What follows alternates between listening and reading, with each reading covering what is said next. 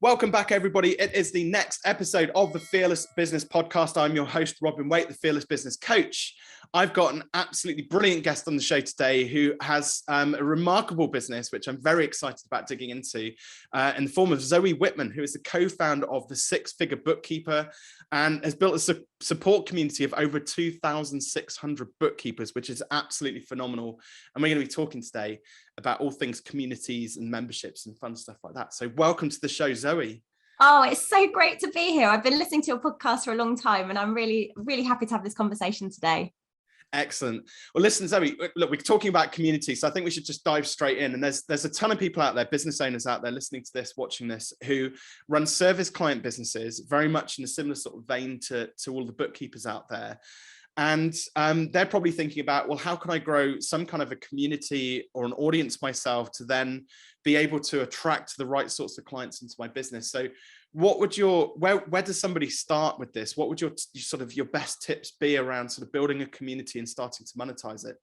I think understand that people need a community. So whatever their challenge is, if they know there are other people going through the same things with them or have been through it or can share something that's going to help or just be a listening ear for them, they need to be a part of that. I think particularly over the last 18 months, we've just gone through this time where we haven't had people around us, have we? So people have looked more online and there are lots of, groups and things. If you've got an opportunity to build something and make it part of your business, it can be really helpful to build the trust with the community you've got.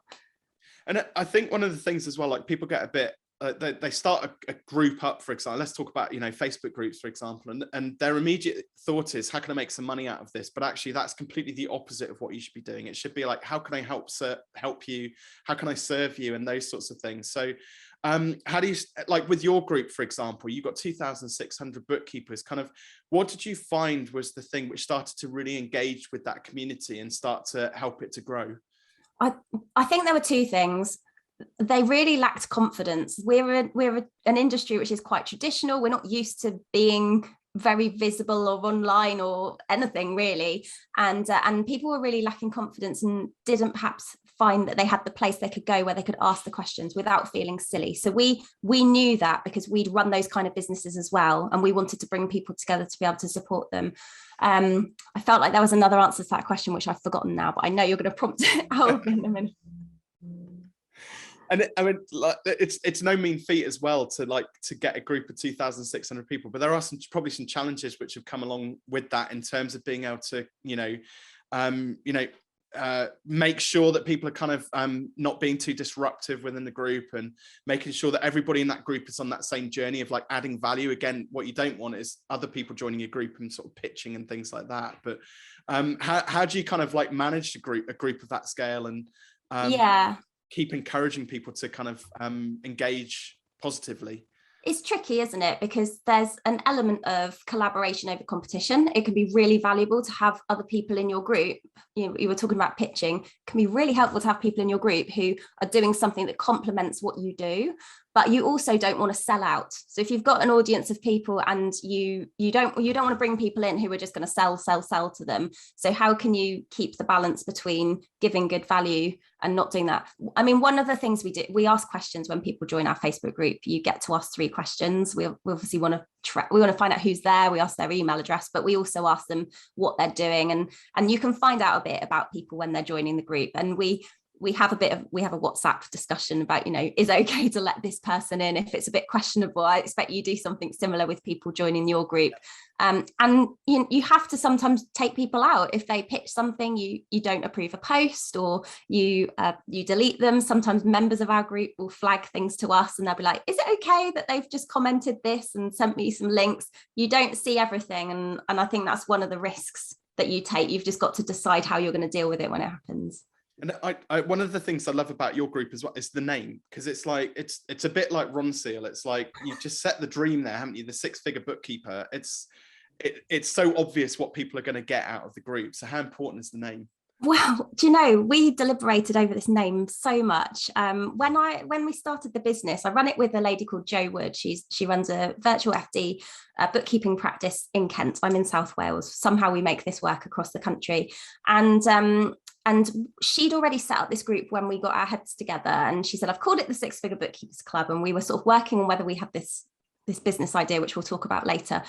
And she said, we need a Facebook group. Well, I've already got a bit of a Facebook group and there's 100 people or so in there, and it's called this. And I was like, well, that's the name we'll use, because we'd gone through every name under the sun about an aspirational bookkeeper and a motivated bookkeeper and all of these things that might be related to the kind of goals people would have.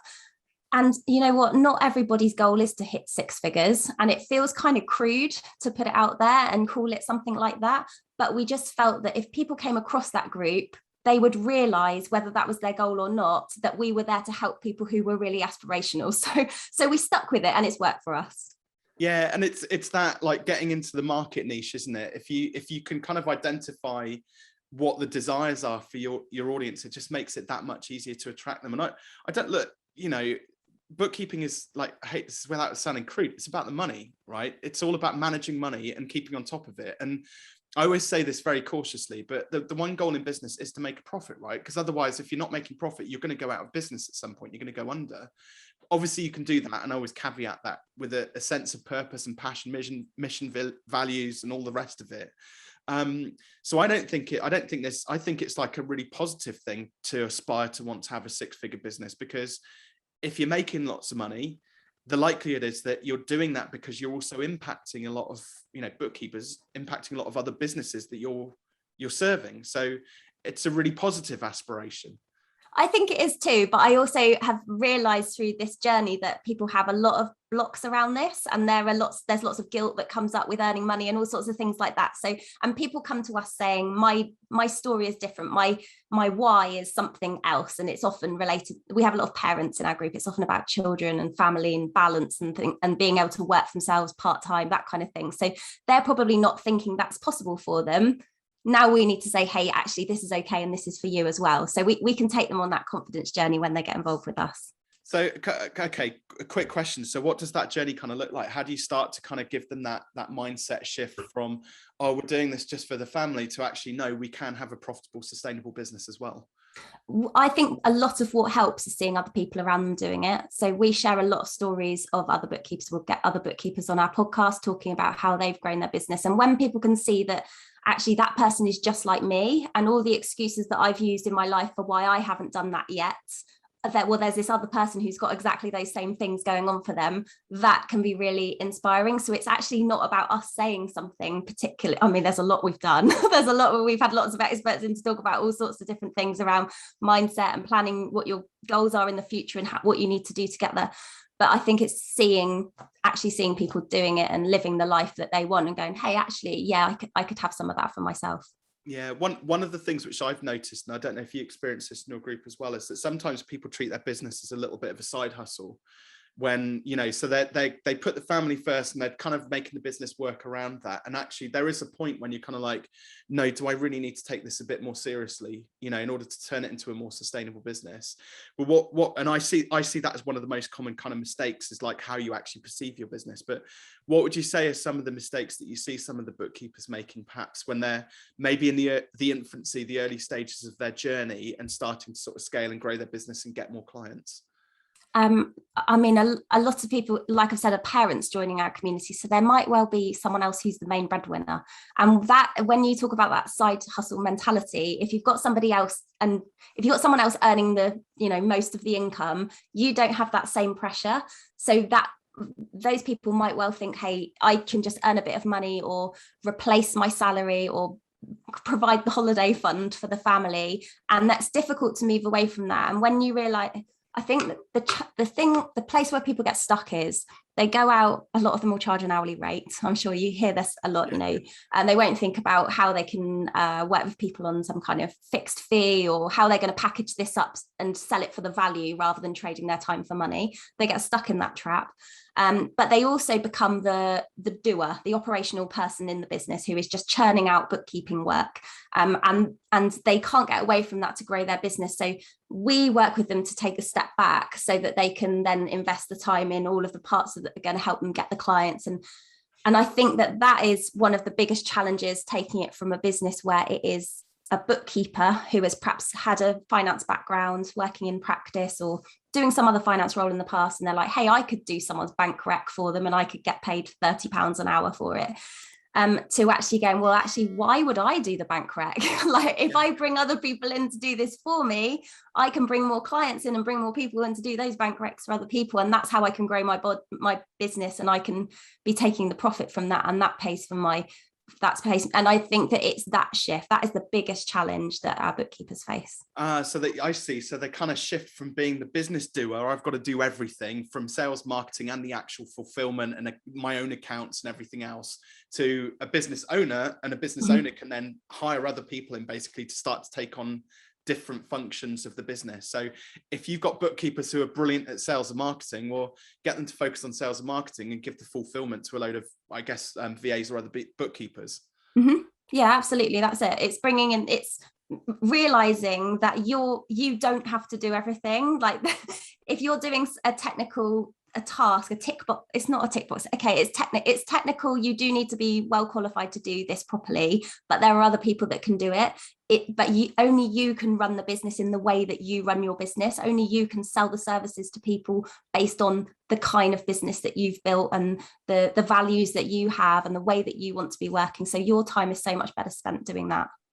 Nice, excellent. I think it's so often overlooked as well. And again, I think people wait until their business is bursting at the seams before they then start to have the scaling conversation, don't they? And actually, if you think about it, with what we've just talked about there, it makes more sense to kind of design the business to scale, like right from the word go, and work out like what am I good at? Oh, I completely agree. I don't know whether you know, Robin, I used to run a bookkeeping practice before I was running the Six Figure Bookkeeper with Joe. And actually, I was pregnant with my son in the very early days of that business. And it was like, well, if I want this business, I can either keep my clients and bring people into the business to run the business for me, or I can shut the business down. So you know, being able to make, I was forced to make that shift. It was difficult for me to be able to do that as well. And I can see why people fall into this trap. But yes, if I was to go out and start any bookkeeping practice or some kind of service-based business again, I would absolutely be looking at, well, where should I be here, and who can I bring in to do that operational stuff for me? Is there anything else which you feel kind of, especially for service client businesses like this, that is like really pivotal, that could really make quite a transformational shift? I really think that if you can go out and prove that you're the expert for a particular community, a particular niche, you can set yourself apart from everyone else. If you think about the days when we used to get the yellow pages and everyone used to list themselves in directory, and if you had a business, you'd probably want to call it something beginning with AA, so you'd be right at the top of the list. Because if you look at just a list of names and you look up accountant or bookkeeper, who are you going to choose? If you're just looking at that, you're just going to choose the first name on the list. And if you don't differentiate yourself, you're not going to stand out. There's no reason for someone to come out and choose you. If, however, you say, look, I work with these types of businesses and I am an absolute expert and I understand the software they're using, I understand their business model, because I work with so many businesses like this, I kind of have insider knowledge. Like, I can benchmark how your business is doing against other businesses because I see it all the time, and I can tell you you're good or you're in the top 10% or something, or actually, have you thought about doing it like this? Because I work with other businesses who are brilliant when they make this kind of change. If you're able to do that, you suddenly become the expert go-to person for that particular community. And that's what I want. That's what I want our bookkeepers to be doing. And I think any service-based business, if they can identify that niche, can elevate themselves by doing that. You get all of the nuances, don't you, of the clients that you work with, you know. And I've got accounting practices who I've worked with who are turning over 2 million, and they tried to pivot into a different niche, and all of a sudden you look at their books and you're thinking, well, hang on a second, this side of your business that you pivoted into, you're losing money on. Why would you change that? Why don't we optimize? So one, for example, worked in the franchise space, which is highly competitive and very price sensitive, and they tried to pivot out of it, and it ended up disrupting the whole of their business. And another example as well, I worked with a medical aesthetics business who had an accountant that wasn't a specialist. They were just a generalist accountant. And I was looking at, I mean, I'm not an accountant, by the way. I get numbers. That's my game. I'm the pricing guy. So I kind of understand profit and loss and numbers and things like that, and economically what makes a business work. And I'm looking at this profit and loss account for this aesthetics business going, well, where's your R&D tax credits, claims, because you use this equipment and you have to train all of your team in order to learn how to use it, and probably because of the amount of hours you've got to put into training them, you've got a claim there. That's well beyond 10K's worth of spend. And little things like that. So the moment we put them in touch with a specialist in medical aesthetics businesses, first and foremost, we ended up getting, I think it's in the region about 80 grand back from HMRC in tax they'd overpaid, because they hadn't picked up on these nuances. And then obviously then the ongoing savings. So just that one switch, saved them 80K. So I totally get it. It makes perfect sense. Now, there was something which you said, Zoe, which I'm going to just, which I think is a really nice sort of segue, actually, because I want to get to know you and sort of your entrepreneurial journey a bit. There was something which you said about the decision about when you were pregnant and that pivot which you had to make with your business about, do I hire or don't I? That sounds like that was quite a tough decision to make. It was really tough. I just left my corporate job I did exactly what you said, I had a side hustle, ran a bookkeeping practice. I was like, hey, I had my first child and I was like, actually, if I do something freelance, I can earn a bit of money and I don't have to go back to my corporate job full time. I can have more time with the baby. That was my plan. And then so I gave myself like a day a week to work on the business. And then suddenly I was like taking phone calls on Sundays, trying to like find meeting rooms to have secret calls at lunchtimes. And it's like, this is not working. My husband was like, how much money are you earning? What are you cheating on me with? Well, the business.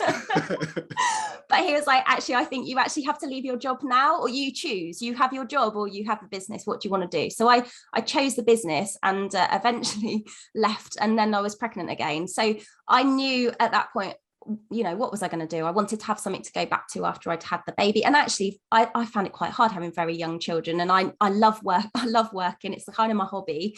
And so that was something that got me through certainly when I had my daughter and when I had my son. I wanted to go back to work straight away because I loved my clients. I wanted to know what was going on. I wanted to hang out with the staff and be a part of it. So it gave me a lot of like good feelings as well. But yeah, it was absolutely terrifying. It was a very difficult decision, but it was what I needed to do because I felt like probably like every bookkeeper we work with feels, if I hire someone, I am giving away my money. That was the message that I was telling myself. And I think that is why people find it so difficult to take the step back to being the business owner, and you have to push through and you have to go, okay, I've got to find more clients right now so that I can, be able to do this. But I suppose what I needed to be earning like maternity pay kind of money. So it wasn't like, I don't know, it was a difficult time and I had to really do some forecasting to work out what to do. It's quite, when you start to, well, probably as you're going through and doing that forecasting as well, I bet there were a few home truths which popped up about sort of how much you were charging and how many clients you had the capacity to work with. And even despite sort of bringing other people into the business to take on some of that work, immediately it's like you because your overheads have gone up, all of a sudden you've got to charge that much more in order to cover the overheads and things. So again, there's probably more like decisions that you had to be quite courageous about in terms of that, like growing the business from there. Yeah, and I had to be fixed pricing. Like there was, I think I'd moved on from this at this point anyway. But there was no fixed pricing. Well, knowing that I had recurring fees coming in every month, beginning of the month from each of my clients, but that because I'd started out at an hourly rate pricing method, I had to have those difficult conversations with my clients. And I was like, look, this is why we need to do it like this. And this is what we're going to be giving you. But yeah, it's a shift because I hadn't gone out on day one. And this is why I think, like you said, if you're starting a business today, go out on day one planning to scale it, because then you're not going to have the conversation with a client of, actually, I'm just about to put your price up. This is what I'm going to be giving you. I really am very valuable to you. That's what I'm going to give you. And actually, it's not going to be me doing the work anymore. It's going to be this really nice lady who's very qualified. And, and because they buy into you otherwise, they buy into you as a freelancer rather than as a business. So we're going to have to do some work, Zoe, on your sales techniques here, but you never go into justification mode. That's my one piece of advice.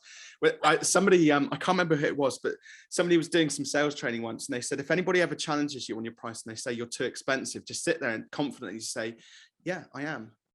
And that's it, like stony faced, poker face. But yeah, I'm sure we'll get a chance to chat about that more. But there was something which resonated there. So I did some work with an accountant who had a bookkeeping service within their offering.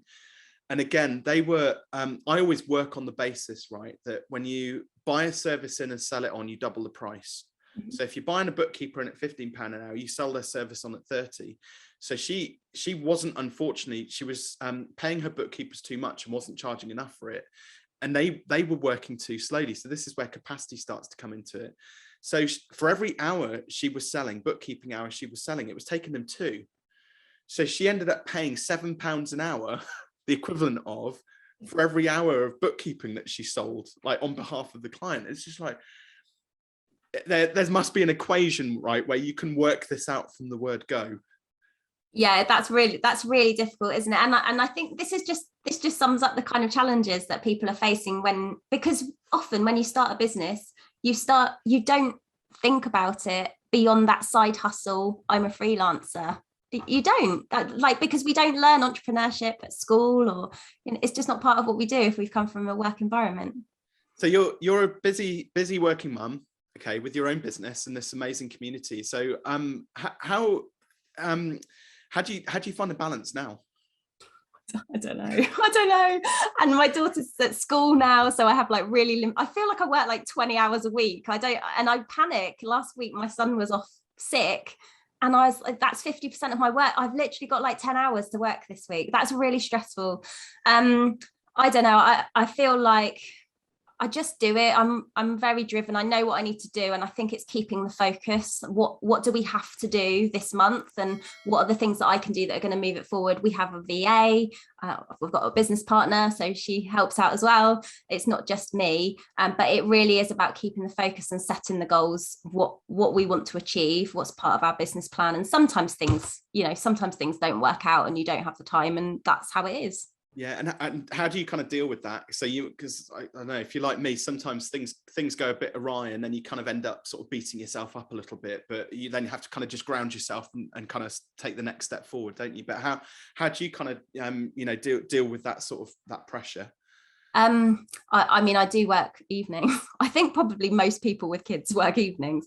I don't know. I think one of our challenges this month is we've got half term. We're writing a book. I'd set out a lot of time for writing, and then there's half term and other things have kind of got in the way. And what will happen is that book will unfortunately get pushed, and it perhaps hits on some other goals that we have. But that's one of those things that I have to be involved in.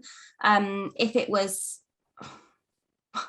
I don't know. The honest question is, it's really hard to run a business when you've got children, and it's just choosing what is most important for you. That's I totally get that, because I'm in a similar sort of space. So my wife's a lawyer, so she's always kind of working very much not even 9 to 5. It's like 8 till 7 most of the time. Sort of strict hours, and I find myself as the entrepreneur with the freedom, picking up doing school runs and finishing early on a Friday, and like kids get poorly and things like that. But focus, I think, is the key thing, and identifying which tasks are most important. So you said there, the clue was, it's your book. Nobody else can write your book. I suppose you could get a ghostwriter, but they'd still have to interview you and pull out all of the information. So there are things which you can do or can't, nobody else can do, which you have to definitely do yourself. So I guess it's just a matter of kind of make a list of the activities. What do I have to definitely do? What, prioritize it, give some to the VA, give some to your team. It's the urgent important. It's the what's going to make the boat go faster stuff. Yeah. Is this actually going to help us hit our goals in the business, or actually can we shelve this for a while? And it's a shame when that happens. But I think we're really focused. Like we had an in-person event last month, and we've got loads of content. And I'm like, well, I need to go and edit all of those videos. We've got these amazing testimonials. Things like that can be outsourced. Yeah. So it's identifying the things where I would kind of like to get involved, because I'm just one of those kind of people, and going, no, I've got to move away from it, and I've got to give it to someone else. I think we've probably all got things on our to-do list where we can do that. Yeah, it's so hard, isn't it, Zoe, when you're talented people like us, not trying to do everything ourselves. I'm joking, of course. I'm the same. Honestly, like I took on a head of content, and I have to really be careful not to end up sort of micromanaging her, because otherwise it ends up being 2 people doing the job which I've hired her for, which is pointless and a waste of money. So So yeah, I totally get it. What are you, so you mentioned the book, which is very exciting. And you've also got another project coming up, haven't you? Another podcast, which you've launched as well. So talk to us about what the future looks like. Oh my gosh, yeah. Well, so we run a community of bookkeepers, and one of the biggest challenges they've got is building the confidence to get out there, find clients. And we have a brilliant podcast we record every week called the Bookkeepers Podcast, and you're going to be a guest on that for us. So thank you so much for joining us for that. But I think I've learned, and through everything I've done in my own journey, I've realized how difficult it is to get yourself out there and just, I suppose, show people that you're the expert. Because often if you've come from a corporate background or another kind of job, or you had a side hustle, it's hard to believe that you're the expert. You just don't believe in yourself. And I've definitely been on that journey. I would categorize myself as an introvert. In a really traditional profession, and I don't like to get myself out there, believe it or not. But I know that it's really important that we do, because the only way that people are going to see us as credible experts, that, particularly when we were talking about speaking to a niche, you need people to know that you know your stuff, and the only way they're ever going to know anything is if you are more visible. So I have launched an extra podcast this week. It's called in Plain View, and I've done that because of the conversations that I've had with bookkeepers and my community on Instagram as well, just with the kind of things that people are asking me all the time. So I think I can help more with this. So that's a kind of personal hobby, a project that I'm doing, a passion project, because I just feel like it's what's missing, particularly in our industry. Yeah, and I'd like, it's a little Brucey bonus tip, I think, question here, because I mean you are very visible on Instagram, and you're doing the reels and things like that, which, like, the whole, like, I like to think I'm fairly visible, but kind of dancing in my kitchen, I got hats off to people who've got like the confidence and like that enough about them to want to go out and do that sort of thing. Like, again, there must be something, like, again, which stops people from doing that. So what would you say just to get kind of started, like, and the benefits of it as well? It's really easy to talk to camera. Like, if you think you're just talking to a friend, you don't have to dance in your kitchen. The reason I've done reels actually is because it's fun, and I've done it because I'm trying to say to bookkeepers and accountants, actually, you need to be more visible, and you need to get out there. So I started doing reels just to show people, hey, you can do this. Here I am messing around doing it. But what I've realized, and the reason I've launched the podcast, is because I've realized that doesn't show that I'm an expert. It just shows that I know how to use some cool features in reels. So, if people really want to, it's doing the simple things. Make a commitment to yourself. Is there something that you can be sharing? Can you put a photo of yourself up and just tell people who you are and what you do and who you work with? Something really simple, just one thing at a time. It's got to be baby steps, particularly if you're really quite timid and afraid of putting yourself out there. Just start with the small stuff. It makes sense, because it's kind of like you said, the balance with the authority sort of content balanced off with, just, hey, this is just me, which I think is really nice.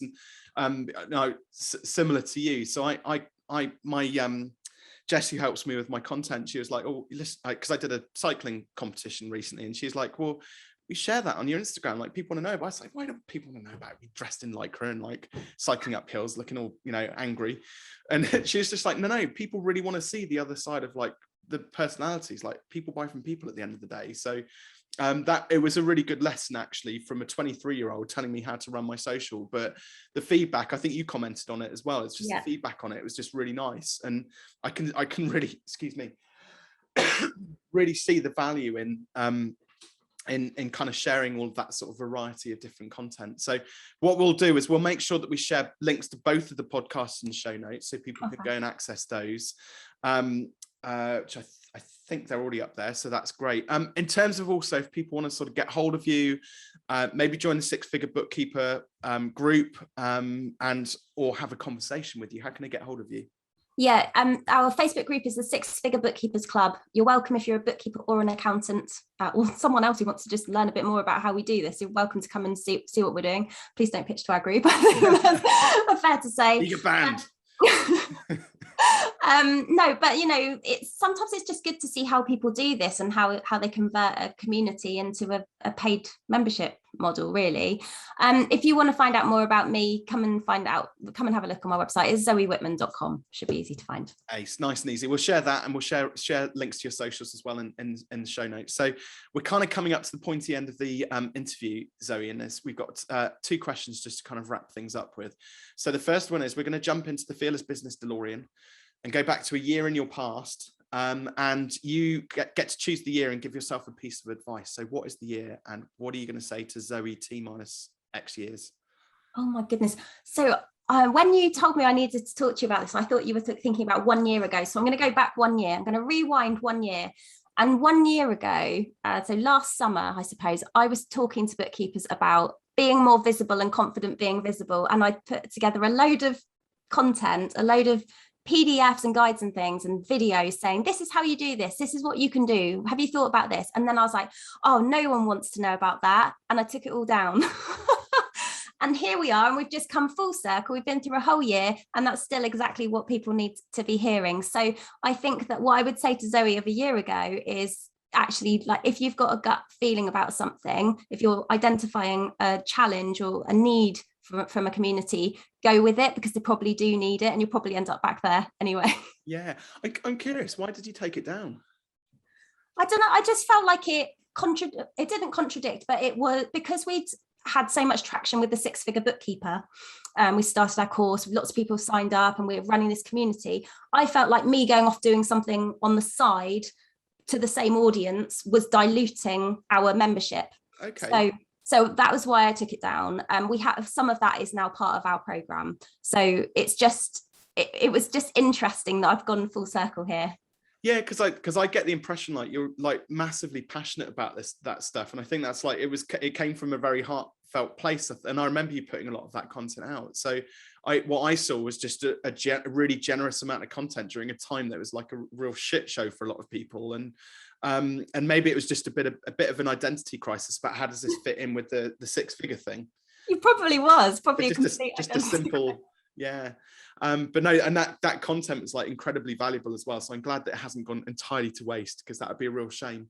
And then the second question as well. So for any business owners in the service client space who are maybe just starting out, or maybe they've been faced with a kind of well, we've all been faced with a big challenge, but faced with a challenge in their business recently, what advice would you give to somebody to kind of keep on pushing through?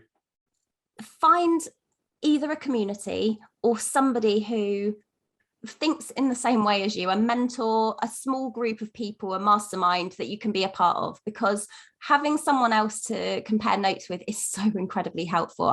I've got a lot of, I suppose, a handful of great people who are in my business life, and your family isn't always the right place to do that. I get a lot of support from my family, but they're not entrepreneurs, and they probably don't get it a lot of the time when I'm like, I'm going to go and do this crazy project, and they're just thinking, please stop.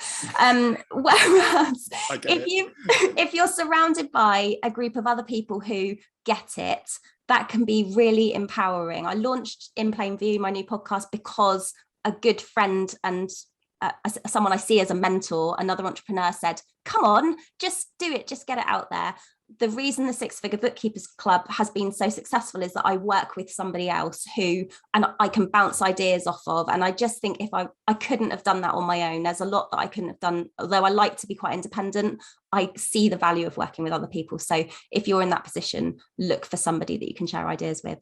Cool. So you heard it there first, folks. If you want to have success in your business, make sure that you have friends, associates, colleagues that you can actually bounce ideas off in the entrepreneurial space, whether that be other coaches or masterminds, or just people like your own community of like-minded people. I think that's such an invaluable lesson. And I think as well, like, because you're on Clubhouse as well, aren't you? So I am. Yeah. So I remember my first time going onto Clubhouse. I was walking my dog at about 10 o'clock at night in the middle of the winter in like January. And I ended up catching up with, I think, 2 or 3 people who I hadn't spoken to for ages. And I got back home and I was like really emotional, because I was just like, God, I haven't spoken to these people in so long. And it just felt so good to reconnect with them, especially after everything that happened during lockdown. And I think, you know, but there was also part of me which has been like this bolshy teenager who just wants to get on and like make a successful coaching practice on his own. But that was like really grounding for me, that moment when I was like, no, definitely you need other people around you. So such a great reminder, Zoe. Thank you. No, it's been really nice to chat to you. Thank you. Awesome. No, it's been a pleasure. Folks, go and check out the Six Figure Bookkeeper. Go and check out Zoe's 2 podcasts as well. Well, the existing one is absolutely epic. I'm sure the new one is going to be fantastic too. We'll include links in the show notes. Thanks again, Zoe. It's been a pleasure. Thank you. Take care.